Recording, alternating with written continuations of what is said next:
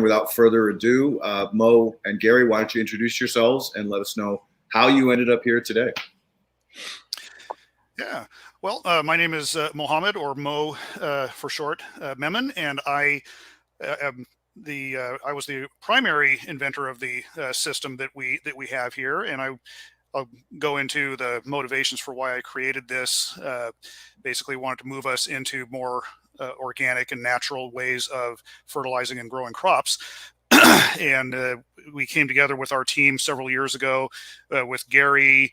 We have a few other members, Ron Klein, Jim Stein, and various others who we've all just come together to work on this project and began developing and perfecting it from the initial function that I had come up with. And it's just been an amazing journey, and we're glad to be here.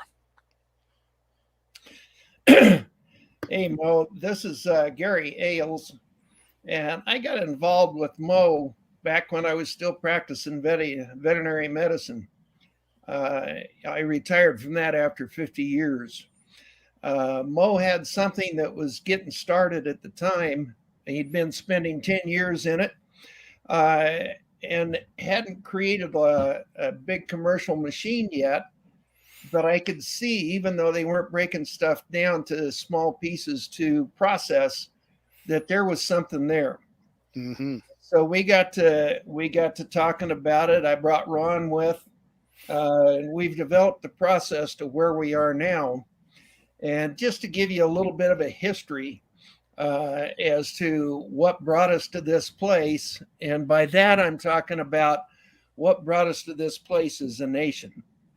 And back in 1935, there was a Dust Bowl. And that occurred because of a drought, but it also occurred because of intensive farming, running the same crop year after year after year, and depleted soils had taken all of the biology out of it. And consequently, when the wind blew, the dirt moved. In 1950, when I was a shaver in school, there was still clouds of red dirt coming from Oklahoma into Nebraska. So move forward, we learned to rotate crops and let land set follow for a year. Made all the difference in the world, but the land never really 100% recovered back to what it was. Mm-hmm. And what came next was inorganic NPK fertilizer. And in 1950, when that was really coming on, what they found is they were developing wonderful plant life. They were getting great yields in the field, but there was some problems they didn't recognize at the time. And the biggest part of those problems was the fact that we were killing the soil. And all of that biology, all that organic matter was going away. And in conjunction with that, it required more and more inorganic fertilizer to keep things going.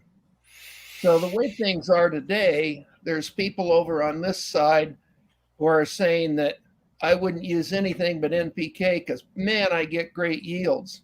There's people on this side over here who say I wouldn't use that at all because I don't like what happens to the soil. And somewhere in the middle, there's a lot of people that are saying, well, I'm going to use what works for me. And that's what we hope to address today, is to give you an idea of things as they could be, not as they are.